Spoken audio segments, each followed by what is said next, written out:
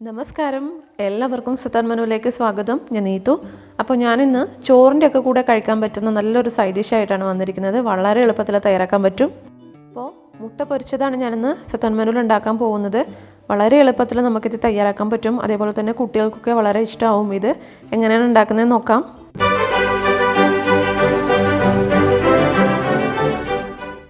റെസിപ്പിയിലോട്ട് പോകുന്നതിന് മുമ്പേ നിങ്ങൾ ആദ്യമായിട്ടാണ് ഈ ചാനൽ കാണുന്നതെങ്കിൽ സബ്സ്ക്രൈബ് ചെയ്യാൻ മറക്കരുത്. കൂടെയുള്ള ബെല്ലൈക്കൻ മറക്കാതെ ക്ലിക്ക് ചെയ്യുക. ഞാൻ അടുത്ത പ്രാവശ്യം വീഡിയോ അപ്ലോഡ് ചെയ്യുന്ന സമയത്ത് നിങ്ങൾക്ക് നോട്ടിഫിക്കേഷൻ കിട്ടുന്നതായിരിക്കും. അപ്പോൾ നമുക്ക് ഈ എഗ്ഗ് ഫ്രൈ, അതായത് മുട്ട പൊരിച്ചത് ഉണ്ടാക്കാൻ വേണ്ടിയിട്ട് ഞാനിവിടെ 2 മുട്ട പുഴുങ്ങിയിട്ടുണ്ട്. പുഴുങ്ങിയ മുട്ട അതായത് ഇതുപോലെ നെടുകെ കട്ട് ചെയ്തിട്ട് വെച്ചിട്ടുണ്ട്. അപ്പോൾ അതേപോലെ തന്നെ ഒരു 4 അല്ലി വെളുത്തുള്ളി എടുത്തിട്ടുണ്ട്. നമുക്ക് ഈ വെളുത്തുള്ളി ഒന്ന് ചതച്ചെടുക്കണം. അതിൻ്റെ കൂടെ ഞാൻ ഒരു 1/4 ടീസ്പൂൺ പെരുംജീരകം ചേർത്ത് കൊടുക്കുവാണ്.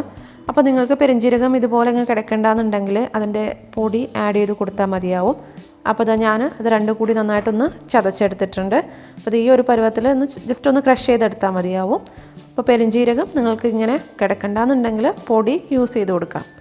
അപ്പോൾ നമുക്ക് മുട്ട പൊരിക്കാൻ വേണ്ടിയിട്ട് ഒരു ഫ്രൈയിങ് പാൻ എടുക്കുക.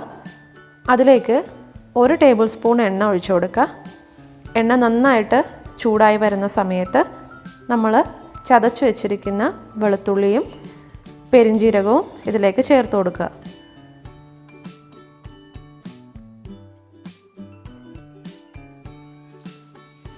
അപ്പോൾ ആ പെരുംജീരകവും അതേപോലെ തന്നെ വെളുത്തുള്ളിയുടെയൊക്കെ ഒരു പച്ചമണം ഒന്ന് മാറി വരുന്ന സമയത്ത് നമുക്കിതിലേക്ക് ഒരു പിടി കറിവേപ്പില കൂടി ചേർത്ത് കൊടുക്കാം.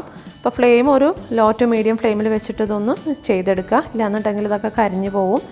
അപ്പോൾ അത് നമ്മൾ പൊടികൾ ആഡ് ചെയ്യാൻ പോവുകയാണ്. അപ്പോൾ ഈ സമയത്ത് ഫ്ലെയിം ലോ ഫ്ലെയിമിലേക്ക് മാറ്റുക.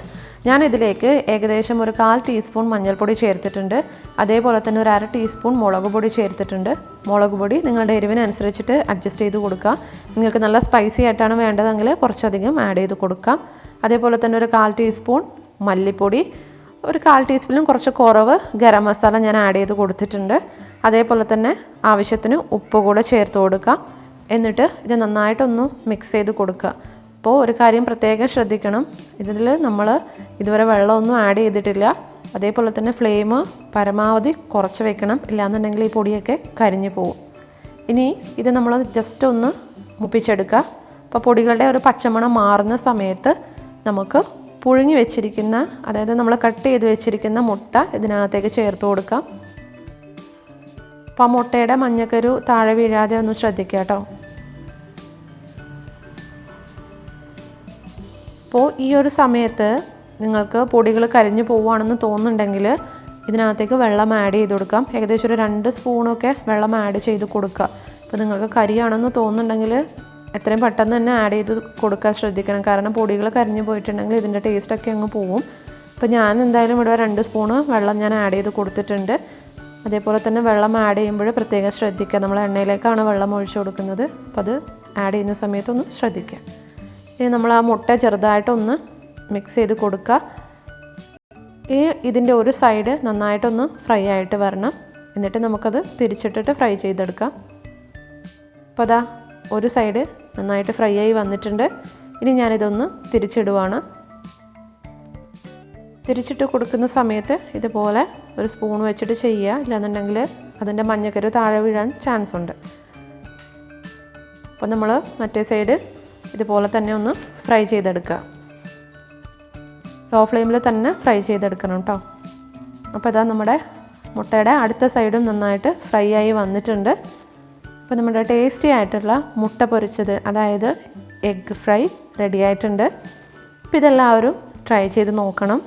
ട്രൈ ചെയ്തിട്ട് നിങ്ങളുടെ അഭിപ്രായങ്ങളൊക്കെ പറയണം കേട്ടോ. നിങ്ങൾക്ക് താഴെ കമൻറ്റിൽ അറിയിക്കാവുന്നതാണ്. വളരെ പെട്ടെന്ന് തന്നെ നമുക്കിത് തയ്യാറാക്കാൻ പറ്റും. അപ്പോൾ അതുകൊണ്ട് എല്ലാവരും ഒന്ന് ട്രൈ ചെയ്ത് നോക്കുക കേട്ടോ. അതിന് വലിയതായിട്ട് പ്രൊസീജിയേഴ്സ് ഒന്നുമില്ല. അപ്പോൾ എല്ലാവരും ഒന്ന് ട്രൈ ചെയ്തിട്ട് അഭിപ്രായം പറയാം കേട്ടോ. അപ്പോൾ എപ്പോഴും പറയുന്നത് പോലെ വീഡിയോ ഇഷ്ടപ്പെട്ടിട്ടുണ്ടെങ്കിൽ ലൈക്ക് ചെയ്യാനും ഷെയർ ചെയ്യാനും കമൻറ്റ് ചെയ്യാനൊന്നും മറക്കരുത്. അതേപോലെ തന്നെ ചാനൽ സത്താൻ മെനു സബ്സ്ക്രൈബ് ചെയ്യുക. അപ്പോൾ നമുക്ക് അടുത്ത വീഡിയോ ആയിട്ട് വീണ്ടും കാണാം. താങ്ക്